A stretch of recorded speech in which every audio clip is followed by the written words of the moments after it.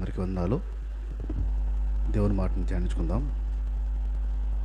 మత్తయి సువార్తలోంచి 24వ అధ్యాయం. మత్తయి సువార్త 24:6 నుంచి.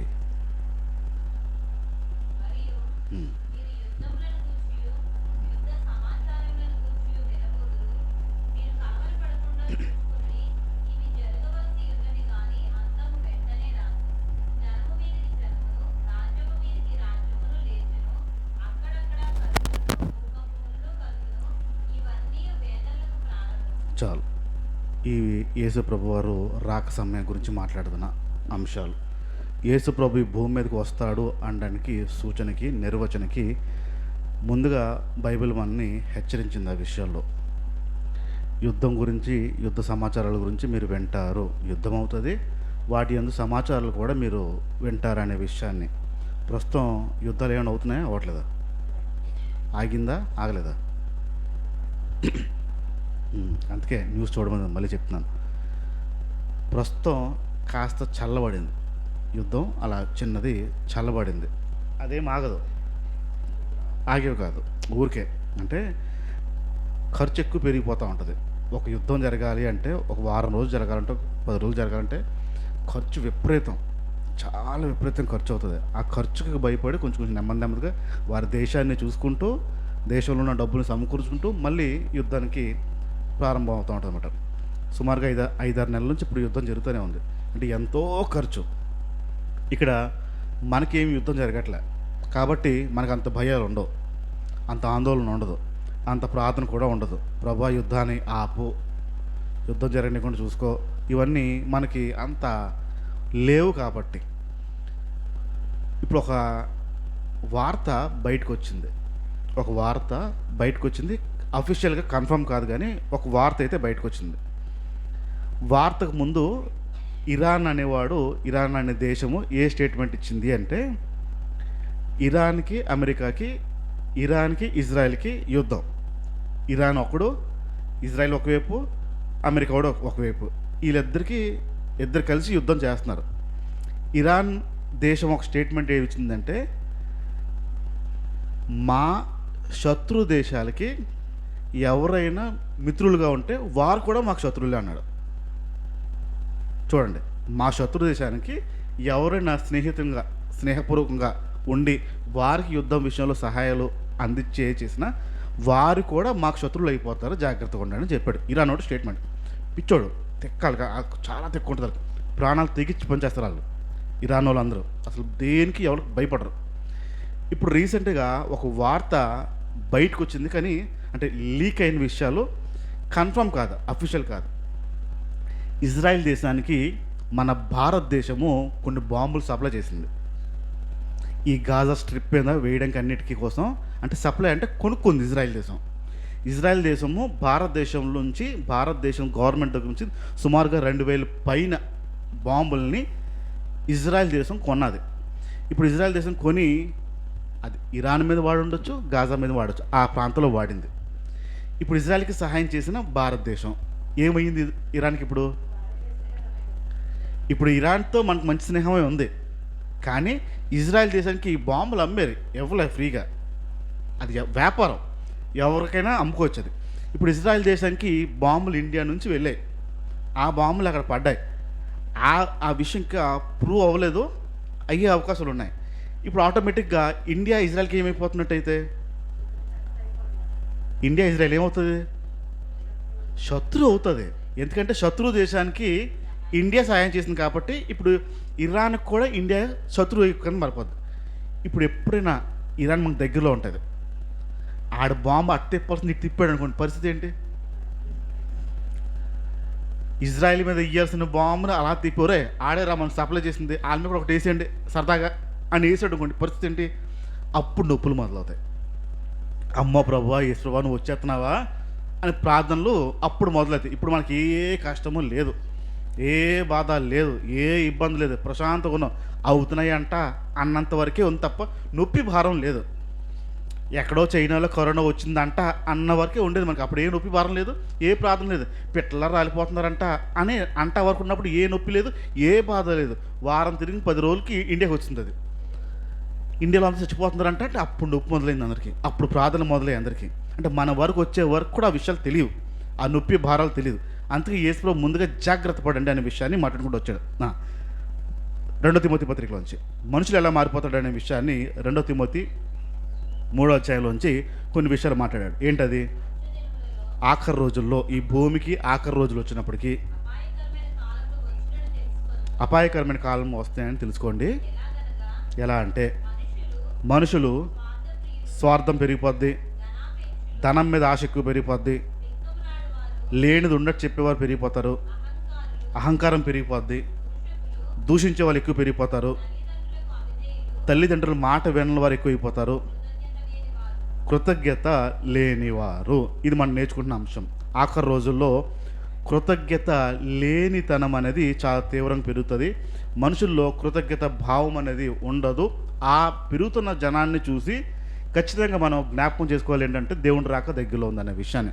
ఒకవేళ మనం ఎవరినైనా చూసినప్పుడు వీళ్ళకి కృతజ్ఞత అసలు లేదండి అని అనిపించినప్పుడు మనం జాగ్రత్త పడాలి. మనం ఎక్కడైనా తప్పిపోతున్నాం అనే విషయంలో కూడా జాగ్రత్త పడాలి. దేవుని విషయంలో కృతజ్ఞత లేని వారు పెరుగుతారని మనం నేర్చుకుంటూ వస్తున్నాం. దేవుని దగ్గర కృతజ్ఞత లేనివారు. ఇప్పుడు దేవుడికి ఎవరైనా కృతజ్ఞత చెప్పకపోతే దేవుడు బాధపడతాడా? మీకు తెలిసిన దేవుడి గురించి చెప్పండి, మీకు తెలిసిన యేసుప్రభు గురించి చెప్పండి. దేవుడికి ఒక మనిషి కృతజ్ఞత చెప్పకపోతే దేవుడు ఏమైనా బాధపడతాడా?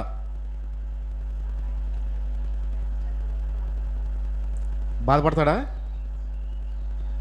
దేవుడు బాధపడతాడా మనిషి ఒక కృతజ్ఞత చెప్పకపోతే?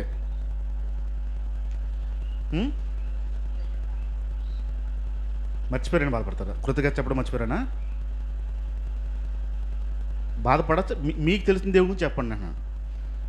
మీరు గనక కృతజ్ఞత చెప్పకపోతే దేవుడు బాధపడతాడా?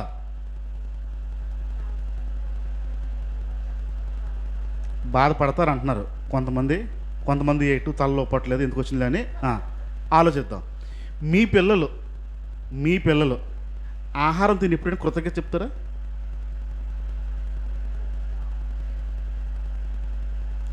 మరి అప్పుడు ఎప్పుడైనా బాధ అనిపిస్తుందా చెప్పకపోతే?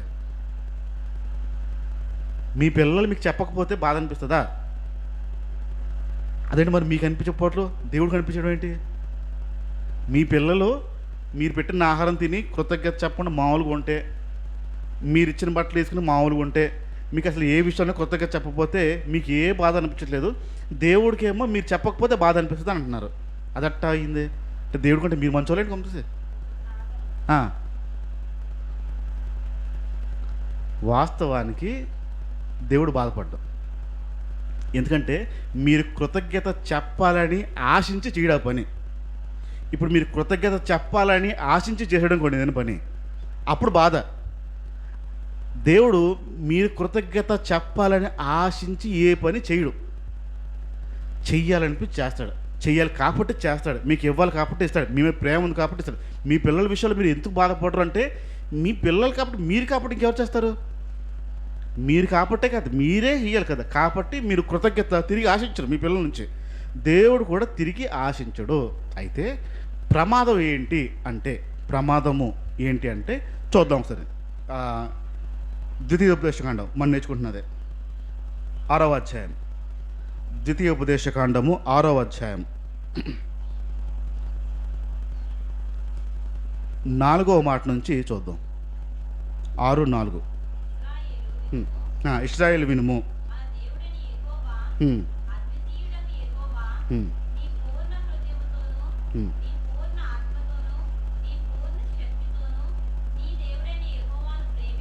రైట్. దేవుడిని ప్రేమించండి అనే విషయాన్ని ఇజ్రాయెల్ ప్రజలకి చెప్తున్నాడు.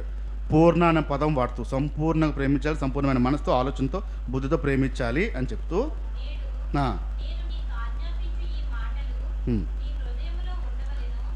దేవుడు చెప్తున్న మాటలు, ఆజ్ఞలు నీ ఎక్కడ ఉండాలంట? గుండెల్లో పెట్టుకోవాలి. ఇక్కడి నుంచి గమనించండి. ఫస్ట్ ఏమన్నాడు? దేవుని ఆజ్ఞలన్నీ ఫస్ట్ ఎవరు చేయాలంట? మన హృదయంలో పెట్టుకోండి అని చెప్పాడు. చెప్పిన తర్వాత నీ పిల్లలకి అప్పుడు నేర్పించాడు అన్నారు. ఫస్ట్ ఎవరు చేయాలి? ఫస్ట్ ఎవరు పెట్టుకోవాలి? ఫస్ట్ మనం పెట్టుకుని ఆ విషయాలు ఏం చేయాలంట, పిల్లలకి చెప్పండి. ఫస్ట్ కూర్చున్నప్పుడు, నడుస్తున్నప్పుడు, పడుకున్నప్పుడు, లెగుస్తున్నప్పుడు వాటి గురించి వాటి గురించి మాట్లాడాలి. పిల్లలకి ఆ విషయాలు నేర్పించండి, అభ్యసించండి అని చెప్తున్నాడు. అంటే మీరు గుండెలో పెట్టుకుని మీరు ఏ పని చేస్తున్నా, ఎలాంటి పని చేస్తున్నా, ఎప్పుడు పడితే అప్పుడు మీ పిల్లలకి దేవుని విషయాల్ని నేర్పించండి అనే విషయాన్ని ఆజ్ఞగా ఇస్తున్నాడు ఇది. రైట్. సూచనగా వాటిని మీ చేతికి కట్టుకోండి.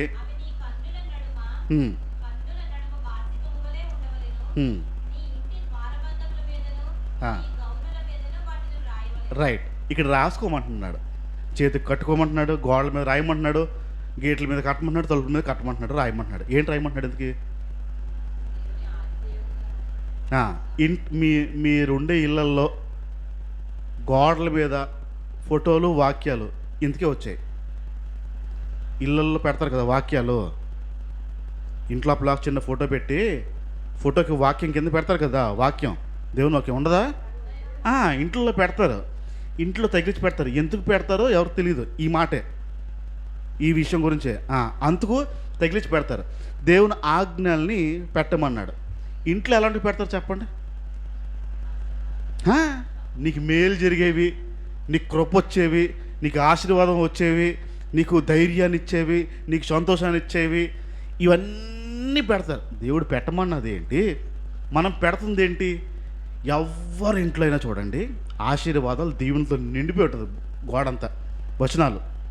ఎవడు హెచ్చరికలు పెట్టడు. చూసి మంచిది ఏదో చూసి కొనుక్కోడు కూడా. మంచి వాగ్దానము, మంచి వాక్యము, ఆ వాక్యం గోడ మీద ఉంటాయి కాదు, గుండెల్లో ఉంటే ఫలితం చెప్తున్నాడు.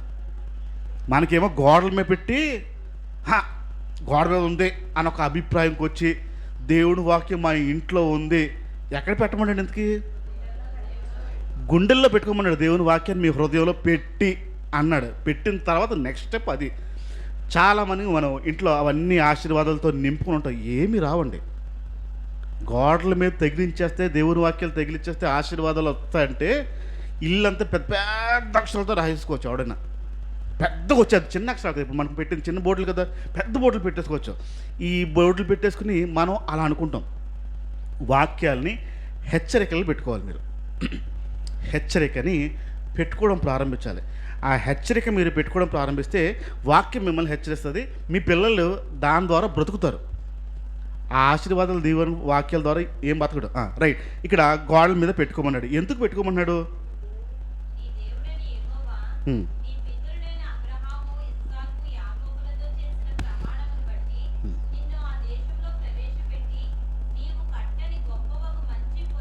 ఇక్కడ మంచి మాటలు చూడండి. దేవుడు అక్కడ తీసుకెళ్తున్నప్పుడు నువ్వు కట్టని మంచి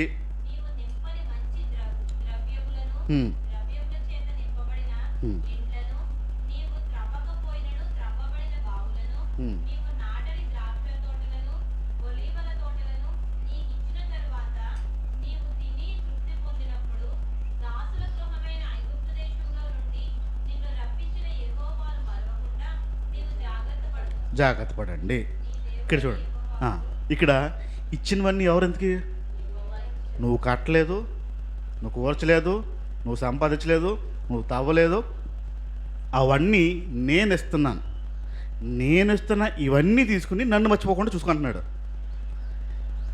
దేవుడు ఇస్తున్న విషయాలన్నింటినీ పొందుకున్న తర్వాత అంట దేవుణ్ణి మర్చిపోవద్దు అనే విషయాన్ని చాలా స్పష్టంగా మాట్లాడుతున్నాడు. ఇస్తుంది ఈయనే, ఇచ్చేవాడిని మర్చిపోవద్దు. ఇప్పుడు రాసుకోమన్నాడు. రాసుకోవాలి, మీకు గుర్తుండేలాగా పెట్టుకోండి అనే విషయాన్ని మాట్లాడుతున్నాడు.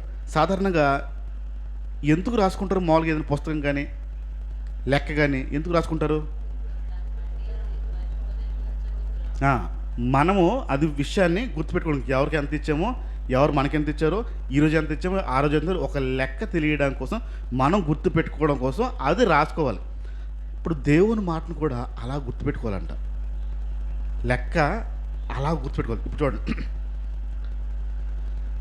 మీ పిల్లలు కానీ, మీ పిల్లలు పెళ్ళి అయినప్పుడు ఎవరు ఎంత ఇచ్చారో గుర్తులు ఉంటే ఉండవా? మీ ఇంట్లో ఫంక్షన్ అయినప్పుడు, గృహప్రవేశాలు అయినప్పుడు, పెళ్ళిళ్ళు అయినప్పుడు మీ బంధువులు ఎంత పెట్టారో మీకు గుర్తుంటుందా ఉండదా? పుస్తకాలు రాసేస్తారు. పలానా వాళ్ళు ఇంత, పలానా వాళ్ళు ఇంత, పలానా వాళ్ళు ఇంత రాసేస్తారు. వాళ్ళ ఇంట్లో ఏదైనప్పుడు అప్పుడు ఎంత ఇచ్చారు తీయడు పుస్తకం అని చేసి ఆ పుస్తకం తీయడానికి ఎందుకు గుర్తుపెట్టుకుంటాడు మనిషి? పెట్టాలంటే ఏంటి ఇప్పుడు? అంటే ఆడంత పెట్టాడు అంతేనా? ఒక రూపాయి ఎక్స్ట్రా వేసా ఎంత పెడదామని? సేమా? పెరగదా? ఆడెంత ఇస్తే మరి ఆడెంత తిన్నాడు అంతే తింటావా? ఆడెంతమంది తీసుకెళ్ళాడు అంతమంది తీసుకొస్తావు నువ్వు మరి? ఇక్కడ లేదు, ఇక్కడ జనం వేసుకెళ్ళిపోతావు, రెండరే తినేద్దాం. డబ్బుల దగ్గర మాత్రం ఆడు ఇంతే ఇచ్చాడు. లెక్క, మనకు ఒక లెక్క ఉంది, ఆ లెక్కను గుర్తుపెట్టుకోండి. ఇప్పుడు దేవుని వాక్యం అంట అలా గుర్తుపెట్టుకోవాలి, అలా పెట్టుకోవాలి. ఎందుకు పెట్టుకోవాలి అంటే దేవుడిని మర్చిపోకుండా ఉండటంట. అవన్నీ ఎందుకు పెట్టుకోవాలి అని అంటున్నాడంటే, మీరు ఎవరు దేవుణ్ణి మర్చిపోకుండా ఉండడం కోసం మీరు అలా గుర్తుపెట్టుకోండి, అలా జ్ఞాపకం చేసుకోండి, అలా పిల్లలకి నేర్పించండి. దేవుణ్ణి మర్చిపోకూడదురా మనము అని పిల్లలకు నేర్పించాలంట. దేవుణ్ణి మర్చిపోకుండా ఉండడం కోసం ఇంత విషయాలు మాట్లాడుకుంటూ వస్తున్నాడు దేవుడు. అంటే మీరు గుర్తుపెట్టుకోవాలి, మీ హృదయంలో పెట్టుకోవాలి, గోడ మీద పెట్టుకోవాలి, రాసుకోవాలి. అది మీ పిల్లలకు బోధించాలి. ఏం బోధించాలన్నాడు ఇంతకీ? దేవుడు మర్చిపోకుండా ఉండరా అని బోధించడం ప్రారంభించాలి. దేవుణ్ణి మర్చిపోవడం అనేది అంటే కృతజ్ఞత లేనితనము అని అంటే ఏంటంటే దేవుడిని మర్చిపోవడం. కృతజ్ఞత లేనితనము అని అంటే దేవుడిని మర్చిపోవడం. నేను మళ్ళీ చెప్తున్నాను, ఇందాక నేను మాట్లాడాను కదా, దేవుడు బాధపడతాడా, మీరు కృతజ్ఞత చెప్పకపోతే దేవుడు బాధపడతాడా అని అడిగాను కదా. దేవుడు బాధపడ్డాడు, మీరు దేవుడిని మర్చిపోతారు. అంటే దేవుడికి కృతజ్ఞత లేనితనం ఉంటే కనుక మీరు దేవుడిని మర్చిపోతారు. దేవుణ్ణి మర్చిపోవడం అంటే ఏంటి అర్థం? దేవుడి నుంచి వేరైపోయినట్టు. ఇంకా అంతకు కృతజ్ఞత కలిగి ఉండాలి ఎప్పుడైనా. అంటే ప్రభు చేసిన విషయాలు మీ జీవితంలో ఏ ఉన్నాయనే విషయాన్ని కృతజ్ఞత కలిగి ఉండడము అనేది దేవుణ్ణి జ్ఞాపకం చేసుకోవడం. నువ్వు నన్ను ఇలా చేస్తావు, మీరు మాకు ఇలా ఇచ్చారు, మీ బట్టే కదా అనే విషయాన్ని గుర్తు చేసుకోవడం కృతజ్ఞత కలిగి ఉండడం అంటే. ఇక్కడ ఆ విషయాలు మాట్లాడుతూ మీరు ఆ విషయాలు ధైర్యంగా ఉండండి, మర్చిపోవద్దు అనే విషయాలు మాట్లాడారు. రైట్, మనం కొన్ని విషయాలు నేర్చుకుంటున్నాము. అసలు దేవునికి ఎందుకు కృతజ్ఞత చెప్పాలి, ఏ విషయంలో కృతజ్ఞత చెప్పాలి అనే విషయాల్ని చాలా విషయాలు మనం విన్నాం. సాధారణంగా మనిషికి ఉండే బుద్ధి, మనిషికి ఉండే ఆలోచన ఏంటంటే, దేవుడు ఇచ్చినప్పుడు, దేవుణ్ణి కావాలి అన్నప్పుడు, దేవుడి దగ్గర నుంచి ఏదైనా పొందుకోవాలన్నప్పుడు దేవుడిని చాలా చక్కగా జ్ఞాపకం చేసుకుని నాకు అది ఇస్తావా ఇస్తావా అని అడుగుతారు మనుషులందరూ. ఇచ్చిన తర్వాత మాత్రం కనపడరు. ఇచ్చేవారికే, దేవుడి నుంచి పొందుకున్న వారికే ఏదైనా అడుగుతారో, దేవుడి నుంచి పొందేసుకున్న తర్వాత దేవుడు అంత తీవ్రతగా కనపడ్డు, దేవుని అవసరత అంత కనపడదు మనిషికి. దేవుని అవసరత కనపడింది అంటే దాని అర్థం ఆయనకి ఏదో కావాలి అని. అవసరతను తీసేసుకున్న తర్వాత, పొందేసుకున్న తర్వాత దేవునికి కృతజ్ఞత అనే విషయాన్ని చెప్పడు సాధారణంగా మనిషి. కొన్ని విషయాలు మనం నేర్చుకున్నాము, ఇంకొంచెం ముందుకు వెళ్ళే ప్రయత్నం చేద్దాం. 11వ విషయంగా వస్తున్నాను నేను. ఇల్లు అనండి, అందరికి ఉందా లేదా? అందరికీ సొంత ఇల్లు, అద్దిల్లా? అందరికీ సొంత ఇల్లే. ఈ ఊర్లో ఉన్నారు కాబట్టి మ్యాక్సిమం అందరికీ ఏముంటాయి, సొంత ఇల్లే ఉంటాయి. మీరు సిటీకి వెళ్తే కొనలేం. 2 బెడ్రూమ్ కొనాలంటే 2 కోట్లు, 3 కొనాలంటే 3 కోట్లు. అంత అక్కడ పెట్టగలుగుతాంలే అని చెప్పి రెంట్ కొనడం మేలు అనిపిస్తుంది. ఇప్పుడు మీరు సొంత ఇంట్లో ఉంటున్నారు, అద్దెంట్లో ఉన్నవాడికి బాధలు తెలిసే తెలియదు ఎలా ఉంటాయో. అద్దెంట్లో ఉన్నవాడికి ఏమనిపిస్తుంది? మాకు కూడా ఒక సొంత ఇల్లు ఉంటే ఎంత బాగుంటుందో అనిపిస్తుంది. ప్రతి నెల 1 నుంచి 3వ తారీఖు లోపల రెంట్ కట్టినప్పుడు నొప్పి ఉంటుంది. నెలంతా కష్టపడతాడు, నెల వచ్చినప్పటికి ఆ కష్టార్జితంలోంచి కొంత డబ్బు తీసి ఇంటి అద్దె ఇస్తున్నప్పుడు నొప్పి ఉంటుంది ఆయనకి. ఇస్తున్నాను ఇస్తున్నాను ఇస్తున్నాను ఇస్తున్నాను సంతోషిస్తాడా? బాధగానే ఇస్తాడు ఖచ్చితంగా. ఇప్పుడు మీకు అదులోనే మీకు కృతజ్ఞత చెప్పారా? లేవని బాగానే ఊపారు తలలో. కృతజ్ఞత చెప్పారా? ప్రతి నెల అద్దె తీయడం అంటే ఒక సామాన్యుడికి ఎంత కష్టమో, ఎంత కష్టమో. ఎన్ని ఫోన్లు వస్తాయో, అన్న రెంట్ కట్టాల్సిన టైం వచ్చేస్తుంది, వ్యాపారం అవ్వలేదు, 1500 ఉన్నాయి, ఇంకా 3000 రావాలి, 1500 ఉన్నాయి అకౌంట్లో, ఇంక 3000 రావాలి, కట్టలైనా భయం వేస్తుంది, ఇంకా 5 రోజులు ఉంది, 5 రోజులు అవగానే ఓనర్ వచ్చేస్తాడు. ఈ భయాలతో బతుకున్న చాలామంది ఉన్నారు. అంత భయాలు అంటే రెంట్ కట్టాలి అనే ఒక భయంతో బ్రతుకున్న అనేకులు ఉన్నారు. వాళ్ళ వేదనకి అంతా అయితే కూడా ప్రతి నెల నొప్పి, ప్రతి నెల నొప్పి, ప్రతి నెల బాధ, ప్రతి నెల టెన్షనే. ఈ టెన్షన్స్లోనే బ్రతుకుతారు వాళ్ళు. కాగా ఇంట్లో ఉన్నారనుకోండి, అలా చేయకూడదు, ఇలా చేయకూడదు. ఏమ్మా గోడ మీద మేకలు కొట్టకూడదే, లైట్ ఏంటి బయట వేసే చూసావు, అక్కడ ముందు తుడుచుకో, ఎన్ని చెప్తారో. ఒక 3000 4000 అందుకే ఎన్ని రూల్స్ మాట్లాడతారో. బండి ఎక్కడ పడితే అక్కడ పెట్టడానికి వీల్లేదమ్మా, మీది బయట పెట్టుకోండి, మన లోపల పెడతాం, రుబాబ్ చెల్లిస్తారు. ఇలా చేస్తే ఖాళీ చేయించేస్తాం, బెదిరింపులు. అంటే ఒక ఇంట్లో అద్దెకున్న వాడిని ఎంత హీనంగా చూడాలో చూస్తారు. విచిత్రం ఏంటో తెలుసా, ఈడద్దె మీద బతుకుతాడు చెప్పాలంటే. ఓనర్ ఒక పేరు పెట్టుకుంటాడు, కానీ ఈడిచ్చే డబ్బుతో తింటాడే, కడుపు నింపుకుంటాడు. అది మర్చిపోతాడు. నేను నేను నేను నీకు ఇచ్చాను, ఖాళీ చేయించేద్దాం జాగ్రత్త. ఎంత భయపడుతూ ఉండాలో ఓనర్ అంటే, భయపడుతూ ఉండాలి. మాకు తెలిసినోడు ఉన్నాడు, ఆడి ఇంట్లో కూర్చొని ఉంటాడు. వాళ్ళు ఓనర్ గారు ఇలా వచ్చాడంటే లెగిసి నించుంటాడు. అలా ఓనర్ గారు వచ్చారంటాడు, ఓనర్ అమ్మ వచ్చింది అంటాడు. భయపడతారు. నీళ్ళు ఎక్కువ వాడిక ట్యాంక్ ఖాళీ అయిపోతుంది, ఎన్నిసార్లు ఇవ్వాలమ్మ మోటరు, ఎన్ని కండిషన్స్ ఉంటాయో. ఇవన్నిటి మధ్యన మనిషి మనశ్శాంతి ఉండగలుగుతాడా? ఆడికి తెలుస్తుంది సొంత ఇల్లు ఉంటే నొప్పి ఏంటో, సొంత ఇల్లు ఉంటే ఆనందం ఏంటో, సంతోషం ఏంటో, ఆ నెమ్మది ఏంటో వారికి తెలుస్తుంది. మనకు తెలిసిందా మరి? కృతజ్ఞత వెళ్ళిందా? ప్రభా నాకు సొంత ఇల్లు ఇచ్చావు, అందుకని కృతజ్ఞతలు. లేని ఇబ్బంది పడుతున్న వారు ఎవరు ఉన్నారో, ఎంతమంది ఉన్నారో వారికి కూడా ఆ కృపను దయచేయ ప్రభా. ఉందా? ఇల్లు కట్టిన తర్వాత, సొంత ఇల్లు ఉంటిన తర్వాత అది ఉంటే ఒకటి బాగున్నావు, ఇంకా కరువు పోలే. పెద్ద సోఫా అయితే బాగున్నావు, మరి చిన్నవి అయిపోయి కరువు పోలే. గోడకు సేట విమానం అంత టీవీ ఉంటే బాగుంది, చిన్నగా అయిపోయింది. ఫ్రిడ్జ్ మరీ చిన్నగా అయిపోయిందండి. పెద్దదైతే సేవను పెడతాం మరి, పెద్ద దాంట్లో మరి చంపేసి సేవలు పెట్టుకోవడానికి పెద్దది ఉంటే కరువు సాగు చూడండి, సాగుదు కరువు.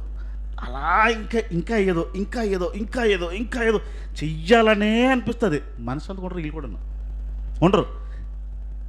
ఒక తమ్ముడు నాకు అంటే ఒక మంచి పాఠం నేర్చుకున్నాను. అంటే ఉండకూడదు, ఉండాలి, రెండు చెప్తాను నేను. ఏంటంటే డ్రైవర్ మనోడు అబ్బాయి స్కూల్ బస్సు డ్రైవ్ చేస్తూ ఉంటాడు. వారికి గవర్నమెంట్ ఇచ్చిన ఇల్లు ఉన్నాయి, బాంబే కాలనీస్ అంటారు, ఇందిరమ్మ గృహలో అంటారు మనకి. ఆ ఇల్లులో ఉంటాడు మనిషి. అయితే వాళ్ళ ఆవిడ ఒక కంప్లైంట్ పెట్టింది, అన్న ఇల్లు ఇచ్చి గవర్నమెంట్ వాళ్ళు సుమారుగా 7 సంవత్సరాలు అవుతుంది. 7 సంవత్సరాల నుంచి లోపల ఒక్కసారి కూడా సొంతం ఇంచులో మా ఆయన అంటున్నాడు. ఇల్లు రానంత వరకేమో ఒక ఏడుపు, ఎలాగైనా గవర్నమెంట్ తీసే లాటరీలో మా పేరు వచ్చేలా చూడన్నా, ప్రార్థన చేయనా, ఇల్లు వచ్చేయాలి, లాటరీలో ఎలాగైనా వచ్చేయాలని ప్రార్థన తీవ్రమైన వచ్చేసింది. అమ్మ ఏడిపోయినో, దీంతో తలనొప్పి పెంచుకోనో దేవుడు ఇచ్చాడు మొత్తానికి. ఇచ్చిన తర్వాత ఈయన ఇంకా అమ్మయ్య ఇల్లు వచ్చింది, కట్టాల్సిన లక్షని కట్టేసింది గవర్నమెంట్కి, ఇంకా అయిపోయింది, ఇది మందే అని చెప్పి 7 సంవత్సరాల నుంచి ఇంట్లో అప్పుడు పెయింట్లు లేవు, సున్నాలు లేవు. ఒకటి చిన్నపిల్లాడు, ఇంకోటి పెంచి పెద్ద అయింది. ఆ పిల్ల ఇంట్లో అంతా గోడల మీద ఏబీసీలు రాసింది. పిల్లలు సాధారణంగా పుస్తకాల మీద రాయరు, గోడల మీద ఇష్టపడతారు వాళ్ళు. పుస్తకాలు రాయమంటే రాయరు, కానీ గోడల మీద చక్కగా రాస్తారు. గోడంతా ఇల్లంతా మంచి బొమ్మలు వేసి ఏంటో గీసి మొత్తం పెట్టేసింది. పిచ్చిల్లా ఊడిపోయి గీసేసి రకరకాలుగా చేస్తుంది పిల్ల. ఇంకోటి పెద్దవాడు అవుతున్నాడు ఇప్పుడు, ఇంకా 1 సంవత్సరంన్నర 2 సంవత్సరాలు దాటుతుంది ఆడికి, చిన్నవాడికి. వాళ్ళ ఇంటికి వెళ్ళినప్పుడు వాళ్ళ గోడలు చూసి ఇంక నేను మామూలుగా ఉన్నాను, అది మైండ్లో రాలే. ఆ పిల్ల వచ్చి చూసారని అన్నది. ఏంటమ్మా అన్నాను, గోడలు ఎలా ఉన్నాయన్న. అప్పుడు మళ్ళీ ఒకసారి చూసి చూశాను అన్నాను. 7 సంవత్సరాల నుంచి చెప్తున్నాను పెయింట్లు వేయమని, వేయట్లేదు మా ఆయన అని. ఆ మనిషి అన్న మాట చెప్తున్నాను ప్యూర్గా. ఆ అబ్బాయి ఏమన్నాడు చెప్తున్నాను. ఎందుకన్నా పెయింట్లో అన్నాడు. నేనేం మాట్లాడలే. తలుపులు వేసుకుని లోపల మేమే ఉంటాం, బయటోడికి తలుపు వేసిన తర్వాత లోపల ఏముందో ఎలా ఉందో తెలీదు. తలుపులు వేసుకుని మేము ఉండే మాకు సొన్నాలు గిన్నెలు ఎందుకు? నాకు ఇబ్బంది లేదు, బయటోడికి ఏమన్నా ఇబ్బందా? అయితే వేసుకోమను. నాకు ఇబ్బంది లేదు. తలుపులు వేస్తే లోపల ఏముందో కనిపిస్తుంది అన్న, సొన్నం ఏ రంగు వేసాం కనిపిస్తుంది అన్న, ఎంతకన్నా దేనికి ఖర్చు. ఇప్పుడు వీడు పెద్దవాడు అవుతున్నాడు, వీడు ఆగుతాడా సొన్నం వేసిన తర్వాత? వీడు గీతాడు ఖచ్చితంగా. వీడు కొంచెం పెద్దగా అయిపోయిన తర్వాత 2-3 సంవత్సరాల తర్వాత వేద్దామని ఆలోచిస్తున్నాను అన్నాడు. వీడి ఆలోచన ఏంటంటే తలుపులు వేస్తే లోపల సొన్నం ఏంటో కనపడదు కదా, ఎందుకో ఖర్చు. నేను సంపాదించే 5,000లో ఇప్పుడు మళ్ళీ పెట్టాలంటే, ఒక పెట్టుబడి పెట్టాలంటే మొత్తం అంతా పాడవుతుంది, నేను నెల ఇంకా వాళ్ళ అప్పుల్లో పెరుగుతుంది, చేయలేను, పెట్టలేను అని చెప్తూ కారణం ఇది చెప్పాడు. ఆడదాని కాబట్టి ఆ నొప్పి తెలుస్తుంది, ఇల్లు కొంచెం నీట్గా అందంగా ఉండాలని. పురుషుడు నొప్పి ఏంటి ఇప్పుడు? మళ్ళీ ఇప్పుడు నేను దీన్ని పెట్టుబడి పెట్టాలంటే బోల్డ్ అవుతుంది, ఇది పెట్టుబడి, రైట్? మీకు ఎప్పుడైనా ఇలాంటి నొప్పులు వచ్చాయి? అటు ఇటు చేయలేక, అటు ఇటు కానలేక మీరుంటున్న ఇంట్లో నొప్పులు ఏదో అనిపించారా? ఏమీ లేవే, ఏమీ లేవే. వెయ్యాలి, సొన్నాలు వెయ్యాలంటే ఆటోలో డ్రమ్ములు దింపింది. మీ ఇంటికి సొన్నాలు వేసుకోవాలంటే ఆటో వచ్చి ఆగి డ్రమ్ములు దింపి, 1 కాదు 2 కాదు 3 కోటింగ్లు. ఒకటే సరిపోదని ఎన్ని కోటింగ్లు? అక్కడ ఒక్క కోటింగ్ వేయడానికి దిక్కులేని పరిస్థితి. కృతజ్ఞత ఉందా? మీ ఇంటిని బట్టి, మీరుంటున్న ఇంటిని బట్టి కృతజ్ఞత ఉందా? మీకు ఆహ్లాదంగా ఉన్న ఇంటిని బట్టి మీకు కృతజ్ఞత ఉందా? ఉండదు. లేకపోతే అప్పుడు ఏడిపోతుంది, వచ్చి ప్రార్థన వస్తూ ఉంటుంది. అద్దెల గురించి ఆలోచిస్తాం. ఇప్పుడు అద్దెంట్లో ఉంటున్న వారు, సొంత ఇంట్లో ఉంటున్న వారికి మధ్యన ఇది ఏడుపు, రైట్? కొన్ని కుటుంబాలు ఉంటాయి, వారికి అద్దెలు కూడా దొరకదు, అద్దెలు కూడా ఉండదు. మీరు రోడ్ సైడ్ ఎప్పుడైనా గుడారాలు వేసుకున్న వాళ్ళు చూసారా? రోడ్డు సైడ్న గుడారాలు వేసుకుంటారు వాళ్ళు. గుడారాలు చిన్న టెంట్స్ వేసుకుంటారు. టెంట్లు ఒక తెగ టెంట్లు వేసుకుని బ్రతుకుతుంది ఒక తెగ.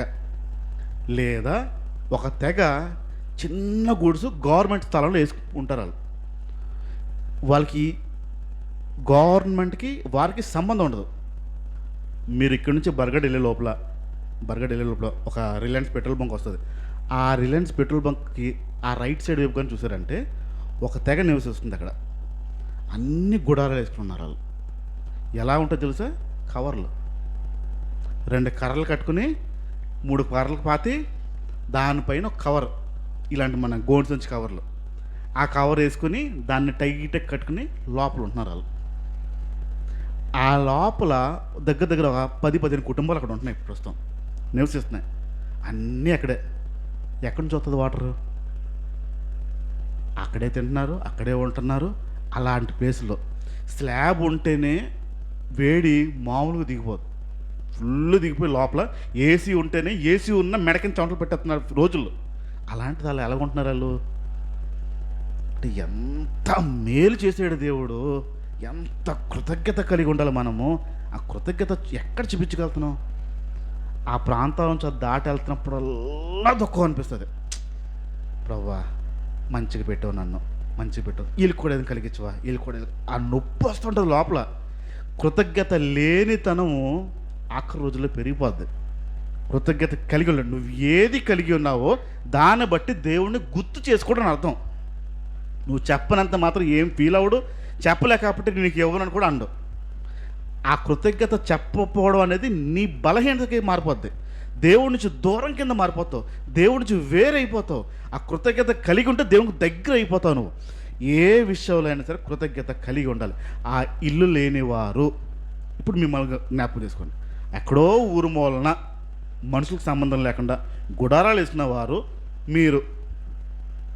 మీకు ఎలా ఉంది ఇప్పుడు? వాళ్ళని తెచ్చుకోండి ఒకసారి. ఎంత మంచి పొజిషన్లో పెట్టాడు మిమ్మల్ని. పైన ఒకటి వేసేస్తే బాగున్నాం, 2 ఫ్లోర్ వేసేస్తే బాగున్నాం, 3 ఫ్లోర్ వేసేస్తే బాగున్నాం. భూకంపం మొత్తం దిగిపోతుంది, ఏ ఫ్లోరు ఉండదు. అన్ని ఫ్లోర్లు దిగిపోవడం, భూమిలోకి దిగిపోవడం. ఇంకా భూకంపం వచ్చిందంటే దేవునికి కృతజ్ఞత చెప్పాల్సిన బాధ్యత మనది. కృతజ్ఞత కలిగి ఉండాల్సిన బాధ్యత మనది. కృతజ్ఞత లేనితనం అంటే దేవుడిని మర్చిపోవడమే. అదే వద్దన్నాడు. నేనే మీకు ఇస్తున్నాను. ఇప్పుడు ఇల్లు ఎవరు ఇచ్చారు? దాని ప్రకారం అన్ని నీకు కల చేశాను చెప్పాడు కదా. నువ్వు కనీసం నువ్వు తవ్వలేదు, దాంట్లో ఓట్లో నీళ్ళు ఇచ్చానని చెప్పాడు కదా. ఇప్పుడు ఎవడిచ్చినట్టయితే ఇల్లు? దేవుడు ఇల్లు ఇచ్చిన తర్వాత మర్చిపోవద్దు అనే విషయం. రైట్. 12 విషయంకి వస్తున్నాను. కరెంట్ అనండి, ఉందా ఇంట్లో? ఉందా కరెంట్? అందరికీ కరెంట్ లేకుండా ఎవరు లేదు కదా. కరెంట్ ఉంది, ఇన్వర్టర్ కూడా అందరికీ కరెంట్ ఉంది, ఇన్వర్టర్ ఉంది. ఇంకా ఒక మెట్టు ఏంటంటే సోలార్. ఇంకా ఒక మెట్టు ఏంటంటే మీకు సోలార్ ఉంది. మీరు వాడే కరెంట్ కొంచెం తగ్గించి బిల్ తక్కువ రావడానికి సోలార్ కూడా ఉంది. నేను 10 ఏళ్ళ క్రితం మాట్లాడుతున్నాను. విశాఖపట్నం సిటీ డెవలప్ అయిన సిటీయా అవన్ సిటీయా? విశాఖపట్నం సిటీ పెద్దే కదా, బాగుంటుంది కదా చూడడానికి, అన్నీ ఆహ్లాదంగా పెద్ద పెద్దగా ఉంటాయి కదా. మా పాస్టర్ గారు ఒకరోజు ఒక ఆయన్ని ఇంటి దగ్గర ప్రార్థన, ఒరే వాళ్ళ ఇంటి దగ్గర ప్రార్థన ఉంది, వాళ్ళ ఇంటి వైపు నేను ఎప్పుడు వెళ్ళలేదు, ఫోన్ నంబర్ ఇదిగో, ఫోన్ చేసి వాళ్ళ ఇంటి దగ్గర పరిస్థితి చూడు, మైక్లు ఎక్కడ పెట్టాలో చూడు, ఎలాంటి ప్రాంతంలో పెడితే బాగుంటుందో ఆ పరిశీలనని కొంచెం చూసి మనం వచ్చే వారం వెళ్తాం అక్కడికి, అక్కడ ప్రేయర్ పెడుతున్నాము, పరిస్థితి ఎలాగుందో చూసిరా, ప్లేస్ బాగుందో లేదో, ఎలా పెట్టాలి ఏంటన్నీ డిజైన్ చేసుకుంటా అని చెప్పి అన్నారు. ఫోన్ చేస్తే ఆయన ఉండేది రవీంద్ర నగర్ అంటారు, ఓల్డ్ డైరీ ఫార్మ్ అని రవీంద్ర నగర్ విశాఖపట్నంలో ఉంటారు. నేను ఫోన్ చేసి ఆ రవీంద్ర నగర్ ప్రాంతంకి వెళ్ళి అన్న ఎలా రావాలి అంటే ఆయనకి ఎందుకు దిగాడు. నేను వస్తాను బాబు అని చెప్పి, నువ్వు అక్కడే ఉండు బస్ స్టాప్ దగ్గర వస్తానండి. వచ్చాడు ఆయన, బండి ఎక్కిండి అన్న నేను ఆయన్ని, బండి వెళ్దా అన్నాడు. ఏ అన్న సొంద అన్నాడు. సొంద కదా కొండ అన్నాడు. కొండ అన్నాను. కొండే అన్నాడు. ఆ సైడ్ పెట్టే బాబు అన్నాడు. సరే అని చెప్పి బండి సైడ్ పెట్టేసి ఆయన నేను నడుచుకుంటూ వెళ్తున్నాం. కొండ అక్కడ ఉన్నట్టు కూడా నాకు తెలియదు. సగం కొండ ఎక్కాం, ఆయాసం, ఆయన సింపుల్గా ఎక్కేస్తున్నాడు. సగం కొండ ఎక్కినప్పటికీ సగం కొండ అంతా ఇల్లులే, కొండ ప్రాంతం మీద ఉన్న సగం కొండ అంతా ఇల్లే, ఇంకా పైన కొంచెం మిగిలింది కొండ, దాని పైన టాప్ మిగిలింది, సగం కొండ అంతా ఇల్లు కట్టునున్నారు. అన్న కొండ మీద ఇన్ని ఇల్లు ఉన్నాయా అని అన్న. అవును బాబు ఇంకా వస్తాయి పైకి వెళ్ళిపోద్ది అన్నాడు. పైకి ఎక్కాం, లోపలికి వచ్చాం. అలా ఆవిడని పిలిచి ఇంకా బాబు వచ్చాడే అని చెప్పి రేకుల షెడ్ లోపలికి తీసుకెళ్ళాడు నన్ను. కుర్చీ వేసాడు, కూర్చున్నాం. చవంట ఫుల్ పట్టేసి పైకి వైపు చూసాను. లాగా సీలింగ్ ఫ్యాన్ లేదు, చవంట పట్టేసి అలా ఫ్యాన్ వైపు చూస్తే సీలింగ్కి ఫ్యాన్ లేదు. ఏసీ ఉందేమో రూమ్లో చుట్టూ చూశాను, ఏసీ లేదు. కొంచెం పరీక్ష చూస్తుంటే కరెంట్ వైర్లు కూడా లేవు. లైట్ ఏమైనా ఉందేమో అని చూస్తే లైట్ కూడా లేదు. ఇంట్లోపల అసలు వైరింగ్ లేదు, కరెంటు వైర్లు లేవు ఇంట్లోపల. అలా చూశాను. బాబు చవంట పెట్టేస్తుంది, ఫ్యాన్ పెట్టరా అన్నాడు. ఆహా ఉందా అని అనుకున్నాను. ఈ లోపలికి వెళ్ళి సోలార్ ఫ్యాన్ తెచ్చింది ఆవిడ. సోలార్ ఫ్యాన్ అంటే ఎండలో పెడితే ఆ బ్యాటరీ ఛార్జ్ అయ్యి బ్యాటరీ మీద రన్ అవుతుంది. చిన్నది అని ఉత్తే ఎంత కావుతుంది అంత వస్తుంది దాంట్లోంచి. అది పెట్టింది దేనికి పనికి అట్లా గాలి, అది పెట్టింది ఇలాగ ఆవిడ పెట్టి, ఇదేంటి బ్రదర్ ఫ్యాన్ ఇలాగ ఉంది చైనాదా అన్నాను. చూడడానికి అలా ఉంది. అది బ్యాటరీ ఫ్యాన్ అన్నాడు.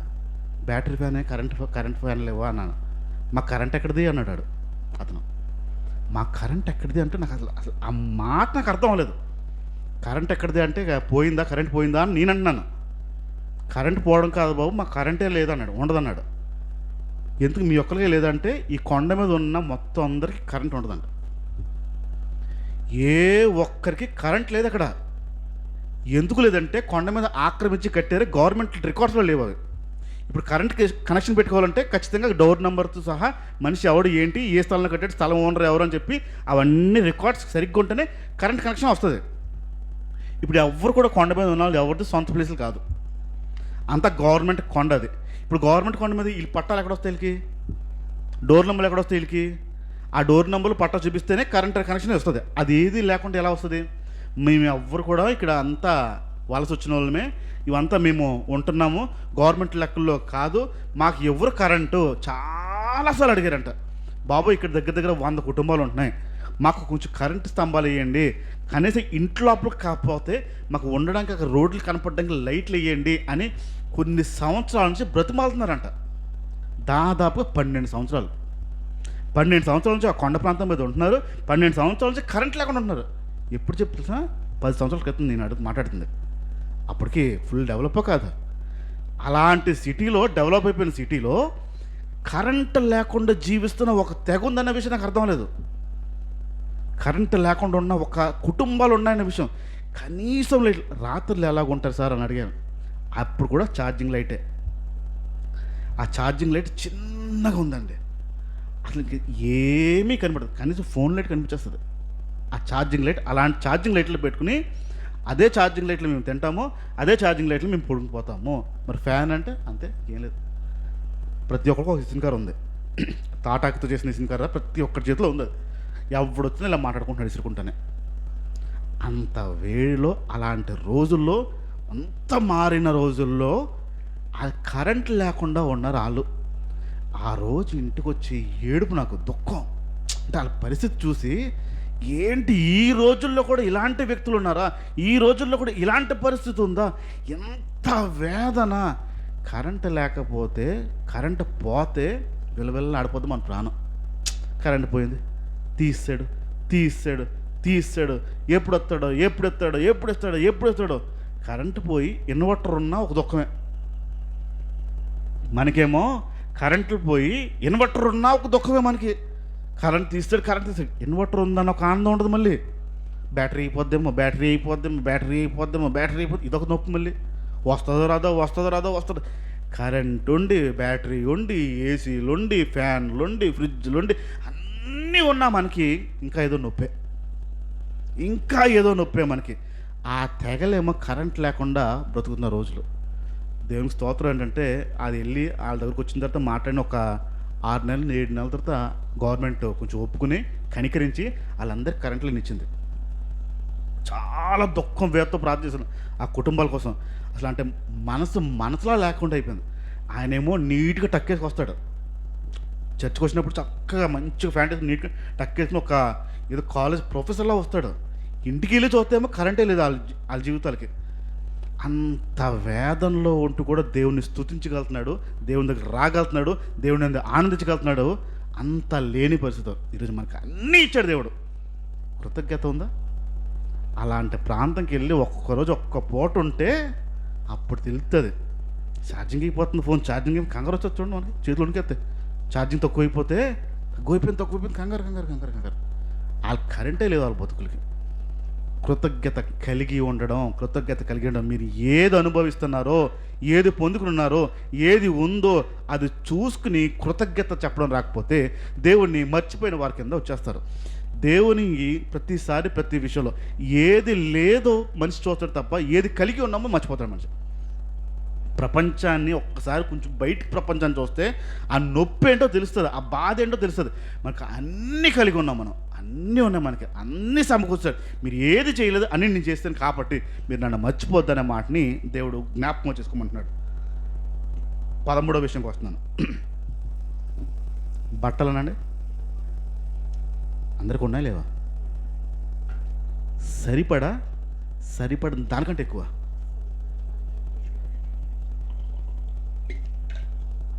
బట్టలు సరిపడి ఉన్నాయా? సరిపడిన దానికంటే ఎక్కువే ఉన్నాయా? అంటే మీకు కావాల్సిన దానికంటే ఎక్కువ ఉన్నాయా, సరిపడా ఉన్నాయా అని అంటున్నాను. బట్టలు అర్థమైంది మాట. ఇప్పుడు వారం రోజులు అనుకుందాం, 7 రోజులు, సరిగ్గా 7 బట్టలే ఉన్నాయా, ఇంకెక్కువ ఉన్నాయా అంటున్నాను. ఉన్నాయా? ప్రతి ఒక్కరికి బట్టలు తక్కువ ఏం కాదు కదా, ఎక్కువే కదా. అంటే మీకు ఉన్న రోజుల కంటే, మీకున్న టైం కంటే ఎక్కువ ఉన్నాయి లేదా? ఉన్నందుకు ఎప్పుడైనా దేవుడికి వందలు చెప్పారా? మీకు చెప్పడం కష్టం ఏంటి తెలుసా? మీకు ఇప్పుడు నా దగ్గర అంటున్నారు మీకు బట్టలు రోజుల కంటే టైం కంటే ఎక్కువే ఉన్నాయని, కానీ మీ మనసు లోపల ఇంకా కొరత ఉంటుంది. చూడండి, ఇంకా కొంటే బాగుంటుంది అనిపిస్తుంది. ఇంకా కావాలి, ఇంకా చీరలు ఇంకా తక్కువ ఉన్నాయి, ఈ పాతికైపోయి, ఇవి అయిపోయి, అది అయిపోయి, ఇది అయిపోయి, ఇంకా కొనాలి, ఇంకా కొనాలి, కొనాలి, కొనాలి. చీరల విషయంలో తృప్తి అనేది మీకు వచ్చిందా రాలేదా? వస్తుంది అసలు స్త్రీలకి చీర విషయాల్లో. ఇన్ని చీరలు ఉన్నాయి కదా, ఇప్పుడు ఎందుకు కొనుక్కోవడం, ఒక 3-4 సంవత్సరాలు నేను కొనుక్కోను అనే ఆ మహాస్త్రీ ఎవరన్నా ఉంటారా? సంవత్సరంలో ఎన్ని కొంటారు దాదాపుగా? సంవత్సరంలో మీరు కొనకపోయినా మీకు ఎవరో పెట్టేస్తారు చూడండి. మీరు కొనకపోయినా మీరు ఎవరైనా ఇంటికి ఒక 6-7 నెలల తర్వాత, సంవత్సరం తర్వాత మీరు వాళ్ళ ఇంటికి వెళ్తే ఖచ్చితంగా మీకు ఒక చీర వచ్చేది. వాళ్ళ మీదకి వస్తే ఖచ్చితంగా చీర వచ్చేస్తుంది. ఇప్పుడు చీరలకి బట్టలకి మీకు కొదువు లేదు కదా, అసంతృప్తి ఉందా ఆ విషయంలో? ఇంకుంటే బాగుందని. చీరలు బట్టలకి మీకు కొదువు ఉండదు చూడండి. ఆ కొదువ లేకపోయినా ఇంకా ఏదో ఉంటే బాగుంటుంది అనిపిస్తుంది. చాలా కంప్లైంట్స్ వినేది ఏంటంటే, స్త్రీల దగ్గర భర్తల మీద చెప్తున్నప్పుడు బట్టలు కొండు, బట్టలు కొండు, బట్టలు లేవు, బట్టలు లేవు, బట్టలు లేవు అంటారు. వాస్తవానికి బట్టలు లేకుండా ఎవరు ఉంటారు ఇంట్లో? వాళ్ళ ఉద్దేశాలు ఏంటంటే, ఇది వాడిసాను, ఒక 6 నెలలు అయ్యింది, బట్ట ఏం నలగదు, రంగు ఏమి ఎలవదు, ఏమీ అవదు, కానీ ఇది ఎప్పుడో 6 నెలల క్రితం కొన్నాను. ఎప్పుడో 6 నెలల క్రితం అంటే 6 నెలలు అంటే పెద్ద టైమా? ఇప్పుడు నేను వేసుకున్న షర్టు, ఇప్పుడు నేను వేసుకున్న ఈ హాఫ్ హ్యాండ్ షర్టు 7 సంవత్సరాల క్రితం, 7 సంవత్సరాల క్రితం విశాఖపట్నంలో కొనుక్కున్నది, ఇప్పటికీ వాడుతున్నాను. 7 సంవత్సరాల బట్టలే ఉన్నాయి మీ దగ్గర? 7 క్రితం వాడతారా? ఉంటాయి, ఆ బీరోలు పెడతా. 7 సంవత్సరాలు అయినా ఒకడికి వెళ్దు, ఒకడికి ఎవరు, అలాగే ఉంటాయి. వాడతారా? 7 సంవత్సరాల క్రితం మనసు వస్తుందా? కొత్తదా? కొత్తదే. అన్నీ ఉన్న కొత్త కావాలంతే. ఇప్పుడు లేని వారి పరిస్థితి ఏంటి? బట్టలు సరిగ్గా లేని వారి పరిస్థితి. ఉన్నదాన్ని బట్టి ఎప్పుడు నా మనసులో వచ్చి కృతజ్ఞత భావం వచ్చిందా? ఈ కంప్లైంట్లు వెళ్ళలేకపోతూ ఉంటానండి నేను. అంటే ఈ స్త్రీలు అంటే భర్తల మీద బట్టలు కొండు, బట్టలు ఉండదు, కొత్త బట్టలు కొండు, నాకు కొండు, నా పిల్లల కొండు, నాకు కొండు, నా పిల్లల కొండు, నాకు కొండు. కనీసం నాకు కొనపోయిన పిల్లలకైనా కొనాలి కదనియా. పిల్లలు అడగలే కదక్క, నీకెందుకు ఆ బాధ?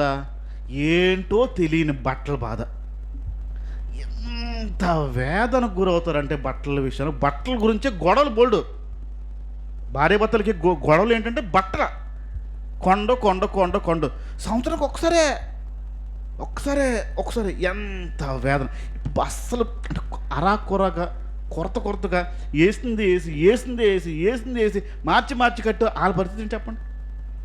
వాళ్ళ నొప్పి ఏంటి చెప్పండి? వాళ్ళని చూసినప్పుడైనా అనిపించాలా, ప్రభువా నన్ను ఎంత అలా పెట్టావో. నా సవాల్ నా చూడండి, మీకు ఎన్ని చీరలు ఉన్నాయి మీ లెక్క తెలుసా? మీ ఇంట్లో మీ చీరలు ఎన్ని ఉన్నాయి లెక్క కరెక్ట్గా, ఇన్ని లెక్క నా చీరలు అని మీకు తెలుసా? ఎవరికి తెలియదు చూడండి. ఏ స్త్రీ కూడా చెప్పలేదు చూడండి. ఎందుకు చెప్పలేదు? కాదు, మీకు లెక్క ఎందుకు తెలియదు తెలుసా? మీరు కష్టపడరు కాబట్టి. మీరు కష్టపడి చావుతోటి మీరు ఖర్చు పెట్టుంటే మీకు లెక్క తెలుస్తుంది. మీ కష్టం కాదు, అప్పనమే. మీ భర్త సంపాదన మీద మీరు కొంటారు కాబట్టి ఆ కష్టార్జితం విలువ తెలియదు కాబట్టి మీ ఇంట్లో మీకు ఎన్ని చీరలోనే మీకు తెలియదు. అయినా కావాలనిపిస్తుంది. కృతజ్ఞత ఎక్కడుందండి? ఉన్నదాన్ని బట్టి నాకు ఇన్ని చీరలు ఉన్నాయి అనే విషయాన్ని మీకు కృతజ్ఞత భావం ఎక్కడొస్తుంది? ఎక్కడుంది అసలు కృతజ్ఞత భావం? ఎందుకు లేదు ఆ విషయంలో? లేని వారి పట్ల చూసి కట్టిన వాళ్ళు చూసినప్పుడు అనిపించాలి కదా, నన్ను అలా పెట్టలేదు ప్రభువా, ఆవిడకి అలా ఇవ్వు ప్రభువా అనే విషయం అనిపించాలి కదా. అనిపించట్లేదంటే కృతజ్ఞతను ఎక్కడో మర్చిపోతున్నాను అర్థం. కొంచెం ఇంకా దీన్ని పొడిగిస్తాను ఈ మాటనే.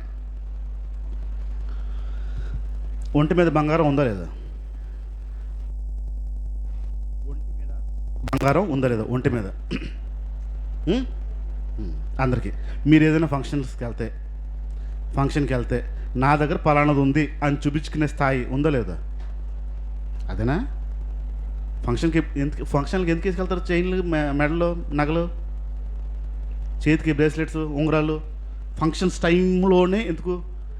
ఏదైనా శుభకార్యాల టైంలోనే ఎందుకు? దేనికి తీసుకెళ్తారు? ఆ, ఫస్ట్ది నాకున్నది చూపించడానికి నాకున్నదని. అందరికీ ఉంటుంది అది, అందరికి ఉంటాయి అవి బంగారాలు. ఇప్పుడు మీకున్నప్పుడు మీరు వేసుకు వెళ్తున్న టైంలో వేసుకుని వెళ్ళకపోతే మిమ్మల్ని ఆపేవాడు ఎవడుంటాడా? లోపల బాధ ఏంటి? ఇప్పుడు ప్రాబ్లం ఏంటంటే అందరూ వేసుకొస్తారు కాబట్టి, ఫంక్షన్ అంటే అందరూ వేసుకొస్తారు కాబట్టి నాకు కూడా ఉండాలి, నేను కూడా వేసుకోండి తప్పులేదు, చూపించుకోండి తప్పులేదు. ఉన్నందుకు ఎప్పుడైనా కృతజ్ఞత చెప్పారా? ఉన్నందుకు. మీకు చూడండి, మీరు వేసుకెళ్ళే బంగారం బట్టి మీరు వేసుకునే తర్వాత ఒకవేళ మీరు వేసుకున్నది రోల్డ్ గోల్డ్ అనుకుందాం, మీరు వేసుకున్నది గిల్ట్ బంగారం, గిల్ట్ నగ 1 గ్రామ్ గోల్డ్ ఉంటుంది కదా, బెంటెక్స్వి.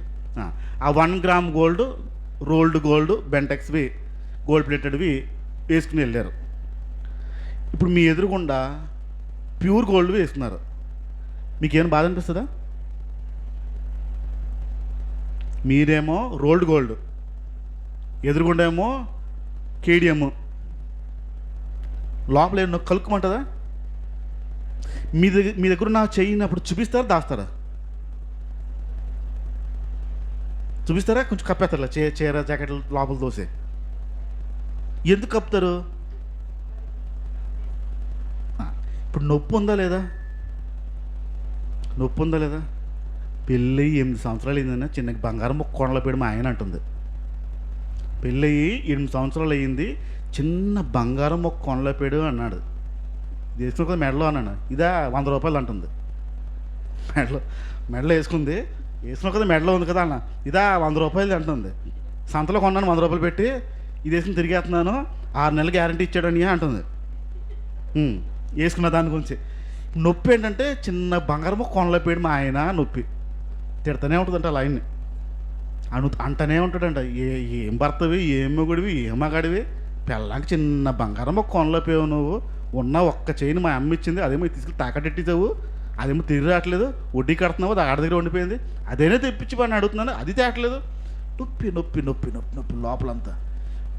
అది వేసుకొని ఇప్పుడు మీ స్థితి గురించి ఆలోచండి. మీరు గిల్ట్ నగలు వేసుకుని లేదా నగలు లేకుండా వెళ్ళే ఆ స్థితి మీకు లేదు, ఒకవేళ మీరు మర్చిపోయారు అనుకుందాం, నగ వేసుకోవడం సాధారణ మర్చిపోరు, అది ఛాన్సే లేదు. నా తృప్తి కోసం ఈ మాట అంటున్నాను. మీరు మర్చిపోయారు అనుకుందాం, ఫంక్షన్కి వెళ్తున్నప్పుడు మర్చిపోయి వెళ్ళారు, ప్రశాంతంగా ఉంటారా? మీకు ఆ స్థితి అది గుర్తు చేయడం చెప్తున్నాను. అంటే మీకు దేవుడు అంటే స్థితిని ఎలాగిచ్చాడో చెప్తున్నాను. అంటే మీరు ఒక ఫంక్షన్కి వెళ్తే నా దగ్గర ఇది ఉంది అని చూపించుకునే స్థితిలో మిమ్మల్ని ఉంచాడు. ఇప్పుడు ఆలోచిద్దాం, నేను ఇది దాటి మాట్లాడతాను. ఒంటి మీద నగ బంగారం వేసుకుని వెళ్తే విలువ ఎక్కువ ఉంటుందా? నగలు వేసుకోకుండా ప్లెయిన్కి వెళ్ళిపోతే విలువ ఎక్కువ ఉంటుందా? వేసుకోకపోతే ఏమంటారో తెలుసా? ఏంటి బోడిదానిలో వచ్చేసావు, బోడిమండలో వచ్చేస్తూ ఉంటారా? బోడిమండలో వచ్చేసావు ఏంటి, ఏం వేసుకోలేదు ఏంటి అంటారు. మీరు వేసుకెళ్తే ఒక విలువ ఉంటుంది. ఇప్పుడు ఆలోచిద్దాం, ఇంతకీ మీకు విలువ, మీరు వేసిన బంగారానికి విలువ ఎవరికి ఉంది? ఇప్పుడు ఇంతకీ వస్తువుకేనా, మీకా? మీకు లేదు కదా. మీరు వస్తువు వేసుకుంటేనే విలువ, వస్తువు వేసుకోకపోతే విలువ ఎవరు మీకు? అంటే వస్తువుకున్న విలువ కూడా మనకి లేనట్టు. ఇప్పుడు మనిషికి విలువ రావాలా వస్తువుకా? నువ్వు అది ఉన్నా లేకపోయినా వెళ్తే నీకు విలువ పెరగాలి, అంత విలువగా బ్రతకాలి. బంగారం వేసుకుని తిరిగితే వెళ్తే నీకు ఇచ్చే విలువ అది విలువ కాదు. అది ఎవరైనా లాక్కెళ్ళిపోయినట్టు అయిపోయిందంటే నీకు విలువే పోయినట్టు.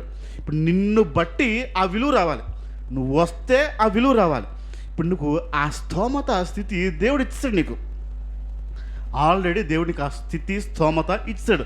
మీ ఒంటి మీద మీరు బంగారం వేసుకుని ఒక నిండుగా ఒక ఫంక్షన్కి వెళ్ళడానికి, మీ దగ్గర కలిగింది చూపించుకోవడానికి, మీరు నిండుగా వెళ్ళడానికి మీకు ఆ స్థితిని ఇచ్చాడు. ఆ స్థితిని బట్టి గతక కృతజ్ఞత చెప్పుకోకపోతే ప్రమాదం. ఖచ్చితంగా అంటే మీరు దేవుడిని మర్చిపోయిన వారి కింద వెళ్తారు. ఇంకా అక్కడ కూడా ఏదో నొప్పి, ఇంకా ఆ విషయాల్లో మర్చిపోయి, ఇంకా ఆ విషయాల్లో దేవుని కృతజ్ఞత లేని వారు నాకు అది కూడా ఉంటే ఎంత బాగున్నాం, ఇది కూడా ఉంటే ఎంత బాగున్నాం, ఇలాంటిది ఉంటే ఎంత బాగున్నాం అని రకరకాలుగా ఆలోచనతో ఉంటే కనుక మీరు కృతజ్ఞత లేనివారు అని అర్థం. కృతజ్ఞత కలిగి ఉండాలి. కృతజ్ఞత లేనిదనము అంటే దేవుణ్ణి మర్చిపోవడమే. ఏదైతే మీరు కలిగి ఉన్నారో ఆ కలిగిన దాన్ని బట్టి ఖచ్చితంగా కృతజ్ఞత దేవునికి చెప్పుని తీరాల్సిందే. ప్రతి విషయంలోని కృతజ్ఞత. ఆ మాటలు గుర్తుపెట్టుకొని మీ హృదయంలో పెట్టుకొని, మీ చేతుల దగ్గర కట్టుకొని, మీ ఇళ్ళల్లో కట్టుకొని మీ పిల్లలకు బోధించండి. దేవుణ్ణి మర్చిపోకూడదురా అనే విషయాన్ని బోధించాలి. ఇది ఖచ్చితంగా ప్రతి ఒక్కరూ చేయాల్సిన పని. దేవుణ్ణి కృతజ్ఞత చెప్పకపోవడం అంటే దేవుణ్ణి మర్చిపోవడమే. దేవుడికి ఎలాంటి నష్టం ఉంటుంది మీరు కృతజ్ఞత చెప్పకపోతే, ఎలాంటి ప్రమాదం ఉంటుంది మీరు కృతజ్ఞత చెప్పకపోతే. ఏమీ ఫీల్ అవ్వడు. జరిగే తీరేంటంటే మీరు మర్చిపోవడమే. దేవుణ్ణి మర్చిపోతారు కృతజ్ఞత కలిగి ఉండకపోతే, లేకపోతే. కళ్ళు మూసుకుందాము, ప్రార్థన చేద్దాం. తండ్రి, నీ మాట హెచ్చరిస్తుంది. ఇదిగో మీకు కలిగినదంతాను నేనిచ్చిందే, నా వల్ల వచ్చిందే, నేను చేసిందే, నేను చేయబట్టి వచ్చిందే, మీది ఏదీ లేదు, అన్నీ నేనే ఇచ్చాను, నా వల్ల వచ్చింది. ఇవన్నీ పొందుకున్న తర్వాత నన్ను మర్చిపోవద్దు అనే మాట అంటున్నాం. అది బాధాకరం, సిగ్గుచేటది. ఏ సహాయం అయితే మీ నుంచి మేము పొందుకుంటున్నామో, ఏ కృప అయితే మీ దగ్గర నుంచి పొందుకుంటున్నామో, ఏ ఘనత అయితే మీ దగ్గర నుంచి పొందుకుంటున్నామో, ఎలాంటి ఆహారము, ఎలాంటి పోషణ మేము ఏది కలిగి ఉందో ప్రతిదీ నీ దగ్గర నుంచి మేము పొందుకుంటున్నాం. అలాంటి పొందుకుంటున్నాం. మేము నిన్ను మర్చిపోతున్నాం చాలా విషయాల్లోనే. మేము కనుక మర్చిపోతే మీకు ఎలాంటి ప్రమాదం లేదు. కృతజ్ఞత కలిగి ఉండకపోతే మీకు ఎలాంటి నష్టమూ లేదు. నష్టపోయేది ఎవరంటే మేమే. ఏదైతే మేము పొందుకుని ఉన్నామో, ఏదైతే కలిగి ఉన్నామో దాన్ని బట్టి మీకు కృతజ్ఞత చెప్పి తీరాల్సిందే. ఎందుకంటే కృతజ్ఞత చెప్పకపోతే, కృతజ్ఞత కలిగి ఉండకపోతే మీ నుంచి దూరం అయిపోతాం. మాకు అన్నీ సమకూర్చాం. ఒక్కసారి ప్రపంచాన్ని చూస్తే, వారిని చూస్తే, వారి దుఃఖాన్ని చూస్తే, వారిని బాధను చూస్తే, వారి పరిస్థితులు చూస్తే ఎంతో దుఃఖం అనిపిస్తుంది తండ్రి. అలాంటి ప్లేస్లో మమ్మల్ని ఉంచలేదు. మాకు ఉన్నతమైనవే ఇచ్చావు. అయినా మాలో కృతజ్ఞత లేనితనమే ఉంది. క్షమించమని అడుగుతున్నాం ప్రభా. ఇదిగో నీ మాట విన్న నీ పిల్లలందరినీ చేతికి చెప్పుకున్నాను. ప్రతి విషయంలోని కృతజ్ఞత కలిగి ఉండేలాగా వారి హృదయంలో నీ వాక్యాన్ని, నీ చట్టాన్ని వారు ముద్రించుకొని, వారి ఇళ్లలోని, వారి మనసుల్లోని ముద్రించుకొని, వారి పిల్లలకి మర్చిపోకూడదు దేవుణ్ణి అనే విషయాన్ని బోధించే స్థాయి మాకు ఇవ్వమని అడుగుతున్నాం. ఇంకెన్నడూ ఏ విషయంలో కూడా మేము కృతజ్ఞతాహీనులా మేము ఉండకుండా అన్ని విషయాల్లోని మేము కృతజ్ఞత చెప్పుకుంటూ నీ నామాన్ని మహింపరుస్తూ, ఘనపరుస్తూ మా బ్రతుకుల్ని నీ రాక సమయానికి మేము సిద్ధపరచుకునేలాగా మమ్మల్ని అందరినీ జ్ఞాపకం చేసుకోమని అడుగుతున్నాం. మరొక్కసారి సంఘాన్ని, నన్ను, ఊర్లో ఉన్న ప్రతి ఒక్కరిని చేతికి చెప్పుకున్నాను. వారి బలహీనతలు, శరీర దుఃఖాలు, మానసిక వేదనలు అన్నిటినీ ప్రభావ జ్ఞాపకం చేసుకోండి. ప్రతి ఒక్కరిని మీరు ముట్టి దీవించి ఆశీర్వదించమని యేసు నామమున ప్రార్థిస్తున్నాను తండ్రి.